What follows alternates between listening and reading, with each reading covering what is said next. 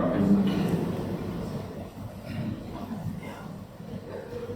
Assalamualaikum warahmatullahi wabarakatuh. Alhamdulillah. Wassalatu wassalamu ala Rasulillah. La haula wala quwwata illa billah. Amma ba'du. Bapak Ibu saudara sekalian yang dirahmati Allah, alhamdulillah sore hari ini kita bisa bertemu dalam keadaan sehat walafiat. Selanjutnya salat salam kita sampaikan pada Rasulullah Muhammad sallallahu alaihi wasallam.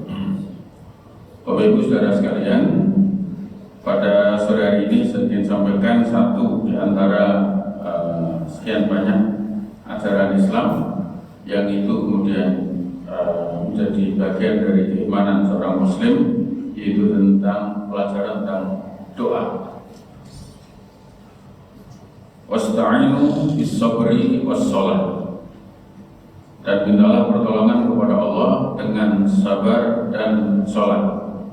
Nah, sebagian para ulama kita menjelaskan makna as-shalah di sini adalah ayat doa, artinya mohon pertolongan kepada Allah dengan doa, dengan sabar dan dengan berdoa kepada Allah Subhanahu wa taala.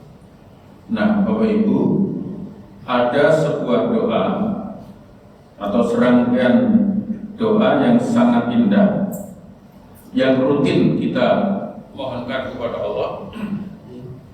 Kita rutin minta kepada Allah, kita berdoa kepada Allah, tapi karena saking rutinnya, kadang-kadang kita tidak menyadari kalau sedang berdoa. Ya, karena rutin malah sampai tidak sadar sedang berdoa.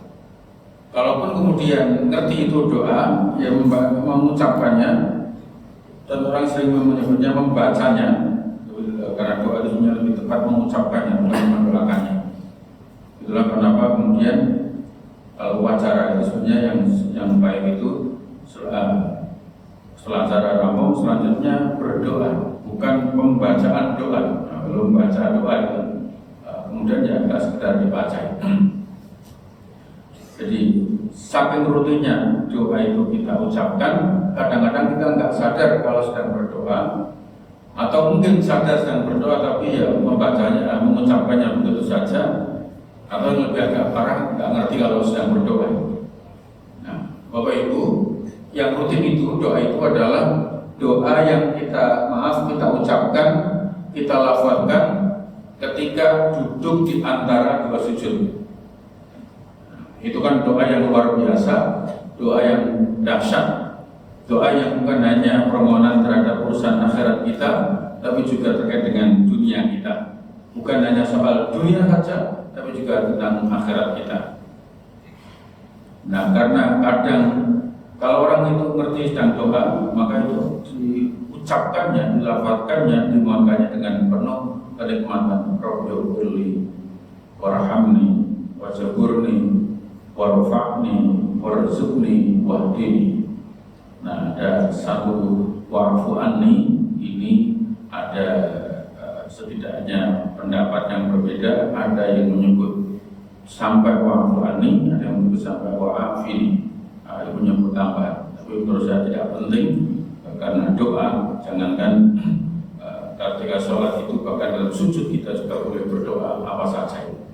Nah, Bapak sekalian yang dirahmati Allah, karena kadang tidak sadar kalau sedang berdoa, itu kadang-kadang yang bacanya ringan-ringan saja, bahkan malah kadang cepat banget. Kalau malaikat itu wujudnya manusia itu jengkel, saya tidak kotor, koran setoman ya. Ya, mestinya kan kita memohon kepada Allah, ini doa yang sangat luar biasa. Kita ucapkannya, kita lafazkannya dengan penuh kenikmatan. Rabbighfirli warhamni. Setidaknya malah kalau dengan jeda nafas kita, Rabbighfirli warhamni. Allah. Bapak Ibu, mari kita lihat makna doa itu luar biasa. Rabbighfirli, ya Allah ampunilah aku. Kenapa ini kita lafazkan dan dicontohkan oleh Rasulullah untuk terus dilafazkan? Karena mohon maaf, kita itu tidak mungkin lepas dari keliru, salah dari dosa. Dari bangun tidur sampai tidur lagi, potensi dosa itu kan sangat tinggi. Ya. Apalagi senang nonton TV. Nonton TV berita pembunuhan. Nah, itu mesti itu kalau enggak notoati marahin nambah dosa toh. Ya kan terus melu menganalisis luar biasa. Ini menurutku barang Pak. Kau jadi pengamat, jadi kayak nonton saja itu kan jadi rada mending, tapi kemudian mendiskusikannya dan berpotensi ghibah, berpotensi mencela, berpotensi menghina itu menjadi rupa. Maka Bapak sekalian yang dirahmati Allah, kita mohon kepada Allah, Rabbighfirli, ampunilah dosaku ya Allah. Karena mohon maaf, ada nggak kira-kira di ruangan ini Bapak Ibu yang berani ngacung hari ini, yang sama sekali tidak berdosa? Silakan ngacung. Nanti dapat sepeda. Ya misalnya, saya yakin Bapak Ibu, orang kalau cerdas gak akan berani ngacung Pak. Karena begitu ngacung, dia sedang melakukan dosa karena merasa hebat. Dan itu bisa melahirkan kesombongan tersendiri. Maka Bapak Ibu yang dirahmati Allah, kita mohon kepada Allah, Rabbighfirli, ya Allah ampunilah dosaku. Karena faktanya banyak hal yang kemudian kita lakukan yang sengaja ataupun tidak sengaja itu berpotensi melakukan berbuat dosa kepada Allah Subhanahu wa taala. Belum lagi nanti dengan pekerjaan kita, dalam proses mencari nafkah kita, ya, dalam rangka kemudian menjaga hubungan keluarga kita dengan istri kita, dengan suami kita, itu potensi untuk melakukan dosa itu amat sangat tinggi. Itulah kenapa dalam sebuah iktirafnya Abu Nuwas itu kan luar biasa kalimatnya ini, wa umri naqisun fi kulli yaumi wa dhanbi zaidun kaifa timam.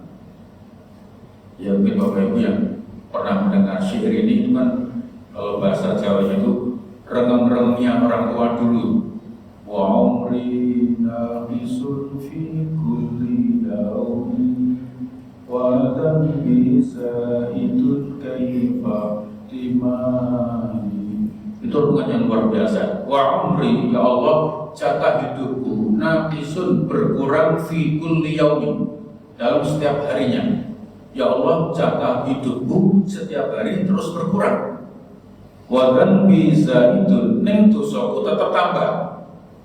Kaifa timali, lalu bagaimana aku harus memikulnya? Ya Allah, jatah urip saya kelok, saya sudo, ning dosaku tetap saya tambah. Ya, Bapak Ibu yang dirahmati Allah Subhanahu wa taala, dosa apa saja ya. Apalagi kalau kita berdosa atas tidak syukurnya kita terhadap nikmat Allah, itu akan semakin banyak Bapak Ibu. Ya. Maka kita mohon kepada Allah, Rabbighfirli, ya Allah ampunilah dosa. Karena beliau menggambarkan dzunubi mithlu adatir rimali. Dzunubi, dosaku itu, ya Allah, ini kalau orang soleh itu malah rumah sana gak akan dosa.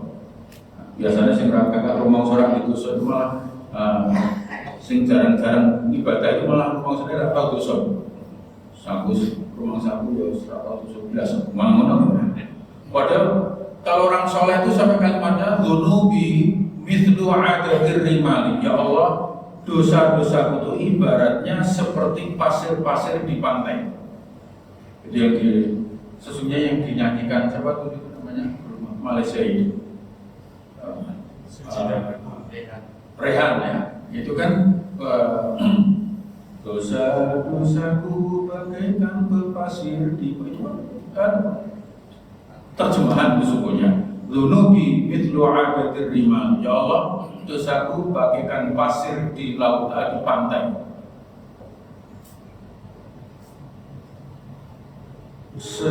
Segenggam pasir saja kita nggak bisa hitung. Itu sampai beliau gambarkan seperti pasir di pantai, spiro. Untuk menggambarkan bahwa dosa kita kepada Allah itu banyak. Karena di antara bentuk dosa kita kepada Allah itu hobi mencela orang lain, mengomentari orang lain. Ya, mohon maaf karena ada orang kena kasus, kena masalah, itu seakan-akan kita lebih hebat dari dia. Padahal sangat bisa jadi itu, mohon maaf, yang kena kasus itu belum seberapa. Yang mencaci itu seandainya konangan lebih parah. Itu kan kadang-kadang kita bisa jadi begitu. Ya makanya kemudian kita nggak perlu lah maaf mencela si A, si B dalam kasus itu, karena kita nggak ngerti dalam posisi seandainya kita berada di posisi itu tidak mudah bagi kita bersikap juga. Ya, bisa jadi kita akan lebih parah melakukannya.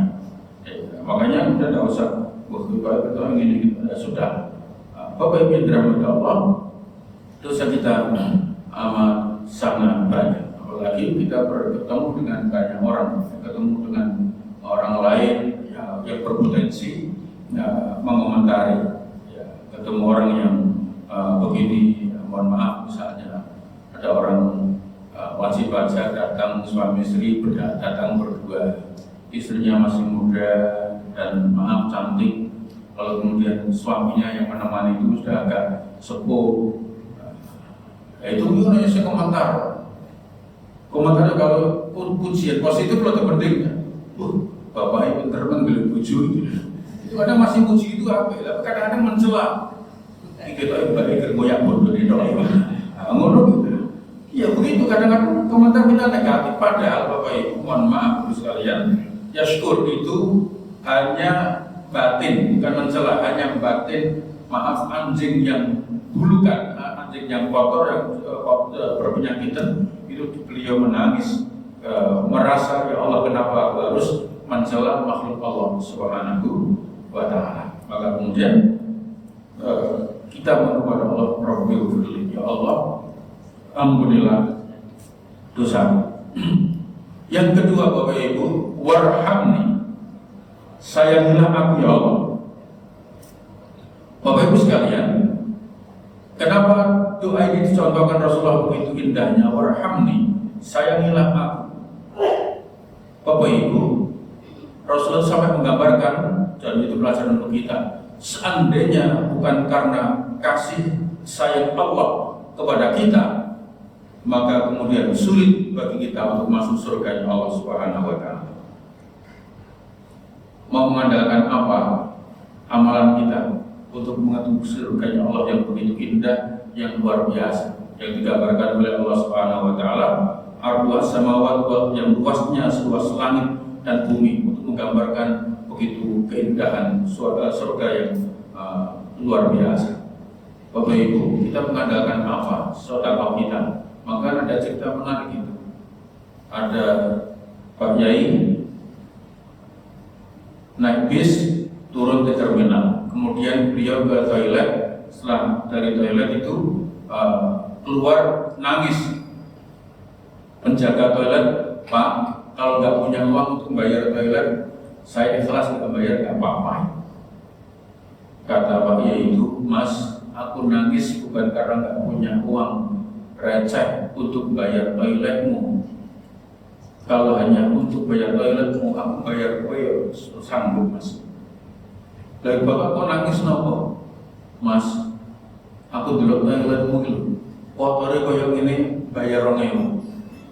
Aku ingin kelingan infak dan masjid, ingin lebih suara koyo 2.000. Bapak yang dirahmati Allah Subhanahu wa Ta'ala, ingin masuk ya mlebu koyo ngene elek 2.000 kok aku pengen mlebu swarga ya 2.000 juga itu. Jadi aku piye gitu. Dia nangisi dirinya sendiri gitu Bapak. Lha iya, mohon maaf Bapak Ibu, kotak amal lewat, buka dompet, dibuka isinya 120, siji 100-an, siji 20. Kira-kira yang masuk yang mana? Yang 20. Sebelahnya buka, dompetnya dibuka isinya 125. Sehingga 5.000 Pak. Sebelahnya buka 127. Sehingga 2.000 Pak. Sebelahnya 128. Sehingga sing 1.000 Pak. Iya. Dan begitu luar biasanya kita berharap surganya Allah Subhanahu wa Ta'ala. Maaf ini sekedar renungan, betapa kadang-kadang begitu. Kita mengharap surganya Allah tapi dengan amalan yang enggak seberapa dan enggak jelas begitu. begitu besar, itu maaf munculnya malah sombong. Coba. Iya, begitu lihat sebelahnya 2000, kita memasukkan 100.000 karo muni.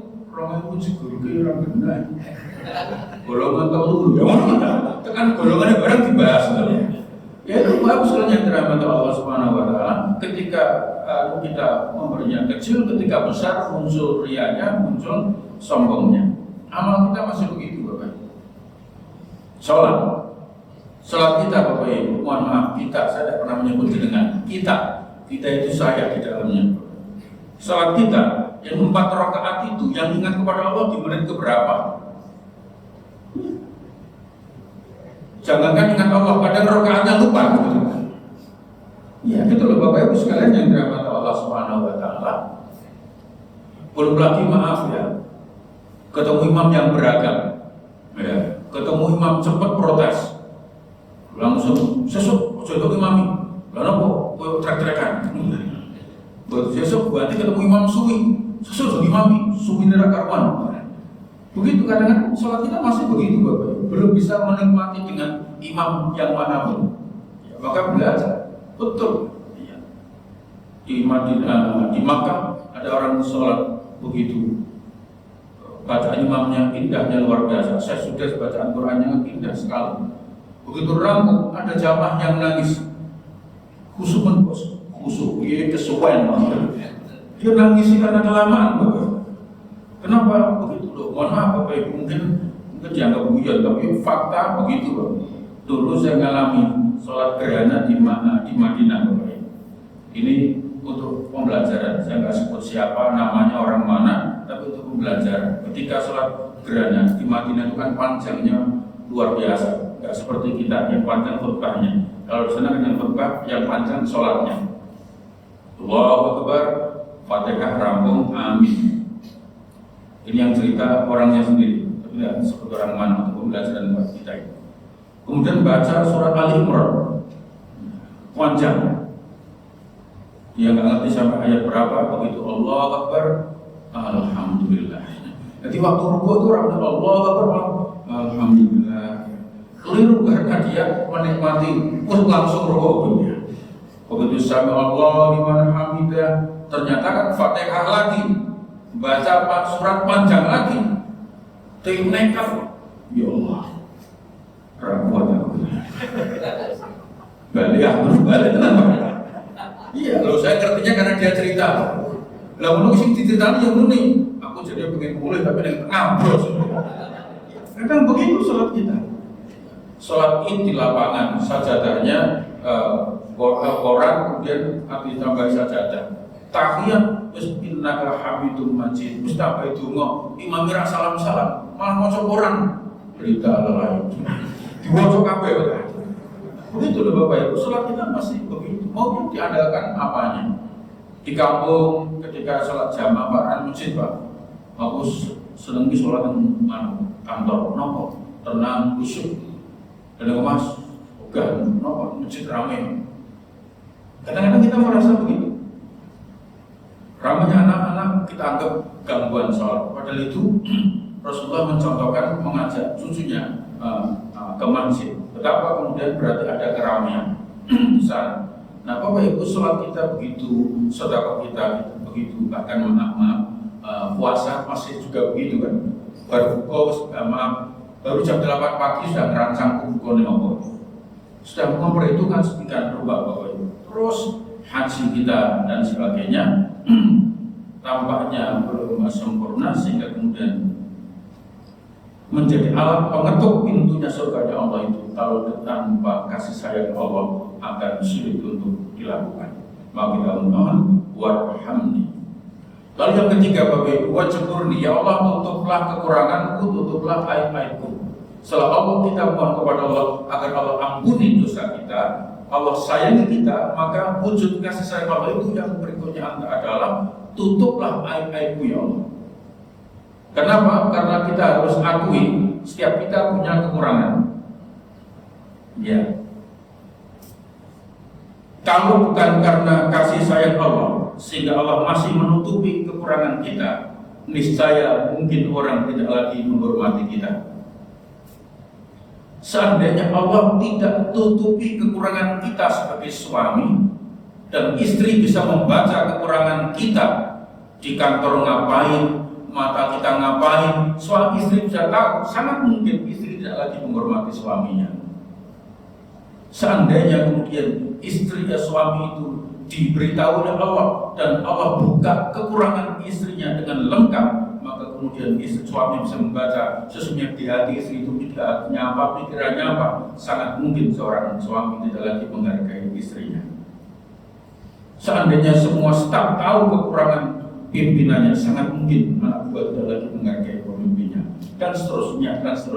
Karena kita oleh karena itu mohon kepada Allah agar Allah tutupi aib kita, sehingga kita sangat mungkin dihormati, dimuliakan oleh orang lain, bukan karena kemuliaan kita, tapi lebih karena Allah masih menutupi aib-aib kita, Allah masih menutupi kekurangan kita. Maka ketika kita mohon kepada Allah agar Allah menutupi aib kita, maka yang harus kita lakukan adalah tutuplah aib saudara kita, tutuplah aib kawan kita, supaya Allah terus menutupi aib-aib kita di dunia maupun di akhirat. Bapak Ibu sekalian yang dirahmati Allah, ya kita mohon kepada Allah, nggak usah kemudian tadi kalau kasus yang di TV bahas kesuai, yang di kita aja, internal kita, ya mohon maaf ketika orang tanya kepada kita tentang, karena mungkin Bapak Ibu sama-sama suami istri sama-sama kerja, kemudian ada yang tanya, Mas, enggak dengan sekantor dengan suami saya, terus bisa minta tolong apa? Suami saya di kantor gimana? Ya kita demi mendamaikan rumah tangga orang, kita kan boleh bercerita kebaikannya. Alhamdulillah pekerjaannya beres semua, orangnya baik. Saya tidak tanya kerjaan, terus tanya apa? Begini, saya nggak perhatian itu, yang saya tahu kerjaannya bagus. Tidak usah hobi, kadang-kadang kita itu hobi, bahkan kemudian menjawabnya melebihi dari pertanyaannya. Mbak, dengan sekantor dengan suami saya, nah, terus jangan ngerti kelakuan suami saya, Mbak, ngeri. Gue tak ceritanya semaput berbahaya. Lalu bos, berat pokoknya. Lalu bos, angel. Lalu bos, aku rawan cerita. Menurut apa? Sakit kok. Ya mohon maaf sekalian. Kecuali kalau kemudian pertanyaan itu diajukan di depan pengadilan, ya kan? Tapi sepanjang tidak dalam rangka untuk misalnya soal hukum atau kemudian tidak diminta menjadi saksi di pengadilan, kita nggak perlu kan menceritakan hal-hal yang tidak perlu. Mungkin kita tahu, sekali lagi mungkin kita tahu, mendamaikan itu lebih baik. Iya. Saya sering bikin contoh begini. Ketika ada anak kecil lari kejar bapaknya bawa sabit, bawa bendul, lari anaknya masuk ke rumah kita. Kita lagi di teras, di Sabtu pagi lagi di teras, lagi ngeteh itu, tiba-tiba ada anak kecil masuk ke rumah kita karena kita pakai berdiri, rokok. Kemudian bapaknya datang, tanya kepada kita, kenapa Pak? Mas, lihat anak saya masuk sini. Kita kan bisa jawab, ya sejak saya berdiri nggak ada anak masuk Pak, karena masuknya pas duduk gitu Pak. Dan orang saking emosi begitu nggak bakal tanya, aku tanggal konmu pas kau lihat berapa kali begitu. Otomatis dia tanya, Mas peruh anakku Mas boleh nih. Ya sejak saya berdiri di sini nggak ada anak masuk Pak. Oh ya wes sudah, jangan jujur. Pak, Mas peruh anakku Mas, lah kayak namanya berdua tak cemelane. Ya itu namanya pembunuhan kan begitu. Jadi Bapak Ibu sekalian, menutupi itu sesuatu itu bisa jadi kebaikan. Iya. Maka kalau kemudian maaf istri kita, maaf orang tua kita tanya tentang istri kita atau tanya tentang suami kita, itu tutuplah, ya kan? Apalagi maaf punya yang masih muda-muda ya, yang masih punya orang tua, kemudian kita di kota berbeda, orang tua telepon, gimana suamimu? Kita kan lebih bagus jawab, alhamdulillah baik. Gimana keluarga? Alhamdulillah baik Pak. Anak-anak alhamdulillah sehat semua. Kan enak begitu. Meskipun ada masalah, sebaiknya ditutup. Jangan ditelepon ibunya dari luar kota. Gimana suamimu malah nangis? Kamu nangis kenapa? Tambah banter dan nangis. Kenapa? Ya Allah, kenapa? Baru mau cerita, baterainya mati, Pak. Itu nyusahi orang tua kan begitu. Mohon maaf, tak sehat. Tutup itu mestinya. Apalagi maaf sampai nulis dan media sosial, tambah ruwet mana? Gak status bojoku ruwet. Konsolnya komentar, tukar tambah bos. Kan tambah kacau itu. Mohon maaf Bapak Ibu, nutup aib. Ya. Saya yakin kita sebagai suami punya kekurangan di hadapan istri kita ke bapak pasti tahu punya kekurangan, tahu kekurangan istrinya. Setiap kita pasti punya kekurangan. Maka kewajiban kita menutupi. Ya. Maka kemudian sama orang tua, kita sebagai kalau jadi orang tua juga begitu. Sebagai ibu misalnya tanya kepada anak putrinya, gimana suamimu? Alhamdulillah ma, suami saya baik kayak papa. Sudah, kalau anak sudah begitu ya alhamdulillah. Jangan loh, oh ya bapakmu ngeri loh. Ya Allah nasibku kepada aku. Nah, itu kan malah membuka aib suaminya kan gitu. Ayahnya gimana? Kadang-kadang loh mohon maaf Bapak Ibu, saya belum lama ada konsultasi ya perlu saya ceritakan. Tapi begitu ada orang tua konsultasi tentang anaknya yang ingin agar anaknya bisa, ada suami sering konsultasi atas tekanan orang tuanya disuruh bisa, padahal mereka tidak ada masalah apa-apa, hanya gara-gara membuka aibnya itu. Hanya menceritakan kekurangannya, malah jadi catatan serius. Seandainya tidak diberitahu, malah nggak ada apa-apa. Begitu, tutup aib saudara kita agar Allah terus menutupi aib-aib kita. Termasuk aib kita sendiri rasa diomongke. Seandainya pada masa lalu kita punya masalah, ya kan? Atau kawan kita dulu punya masalah di kota pernah bareng, kemudian dia sana punya masalah, hari ini kemudian pindah ke Semarang, wis padha apike, wis rasa diomongke. Perasaan ini, bos hati-hati bos. Ini mungkin ngeri. Lalu mau bahas, pokoknya ngeri nangis. Hati-hati. Oh, tidak perlu begitu. Orangnya sudah jadi baik. Iya. Bapak Ibu sekalian yang dirahmati Allah, ini penting buat kita agar Allah terus menutupi aib-aib kita. Wajibur nih. Supaya apa? Warfa'ni. Agar Allah angkat derajat kita. Agar Allah setelah menyayangi kita, menutupi aib kita, maka kita mohon kepada Allah agar Allah mengangkat derajat kita. Nah, derajat termulia itu inna akramakum indallahi atqakum. Kita mohon kepada Allah agar memiliki derajat takwa di sisi Allah sehingga mulia di hadapan Allah, mulia di hadapan manusia. Itu derajat terbaik. Bahwa di antara wujud realnya kemudian menduduki pangkat jabatan tertentu, kita tetap bermohon kepada Allah pangkat jabatan itu tetap membuat kita mulia di hadapan Allah dan mulia di hadapan manusia.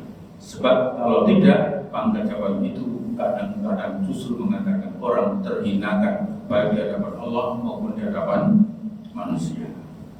Nah, Bapak Ibu sekalian yang dirahmati Allah Subhanahu wa taala, selanjutnya warzuqni, ya Allah karuniakanlah aku rezeki.